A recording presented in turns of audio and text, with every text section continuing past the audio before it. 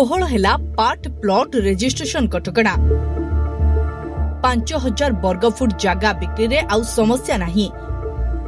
खूब शीघ्र प्रस्तुत हेब संशोधित चिठा प्रस्ताव। एणिकी जमी किणा बिकारे मिलिबो टिके आश्वस्ति। विशेषकर 5000 वर्गफुट परिमित प्लॉट बिक्री रे सरकार कटकणा हटाइबाकू योजना करिसेंती।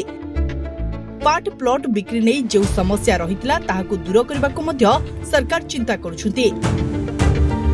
आईन रे किभଳି संशोधन हेले एसबु संभव हेबो ताहार चिठा प्रस्ताव प्रस्तुत करबा पई राजस्व मंत्री सुरेश पुजारी नगर उन्नयन विभाग प्रमुख सचिवंकु दायित्व दैछथि।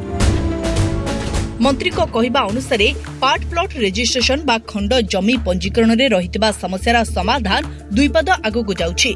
4टी पर्याय रे एहार समाधान पई सरकार प्रयास आरंभ करिसेंती।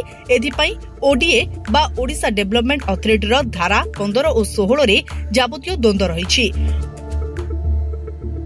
ओडीए रूल 87 रे मध्य संशोधन आवश्यकता अछि। गोटिए पटे केंद्रीय आईन रेरा और आउ गोटिए पटे ओडीए एभली एकाधिक आईन रे परस्पर विरोधी धारा छंदी होई जाइतिबारु द्वंद्व सृष्टि होइछि। केंद्रीय आईन समस्त राज्य पई लागू करा जाइछि, किंतु जेउ आईन सहर पई होइछि ताहा ग्रामांचल रे लागू करा जाइछि। ग्रामांचल आईन सहरांचल रे लागू होइछि, एनु आवश्यकता अनुसार ताहार समाधान हेबो। उभय आईन गोटे लाइन रे जिबे, अलग अलग गले समस्या हेबो।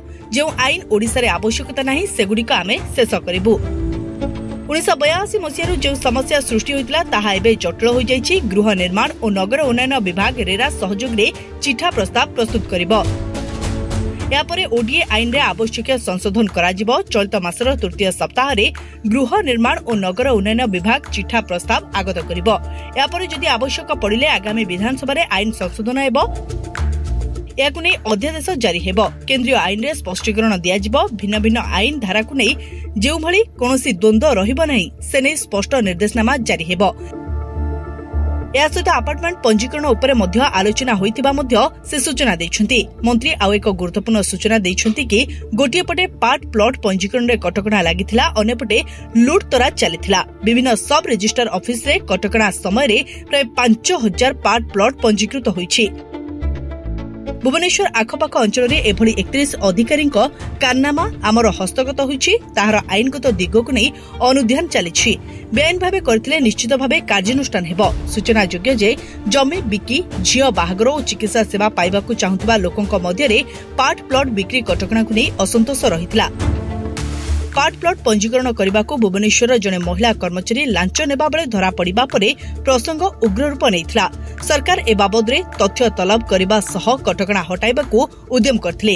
बैठक रे गृह निर्माण और नगर उन्नयन मंत्री कृष्णचंद्र महापात्र, प्रमुख सचिव उषा पाढ़ीक समेत रेरा बीडीए प्रभृति संस्थारू वरिष्ठ अधिकारी माने जोग दैथिले। Bureau report, SMCT news.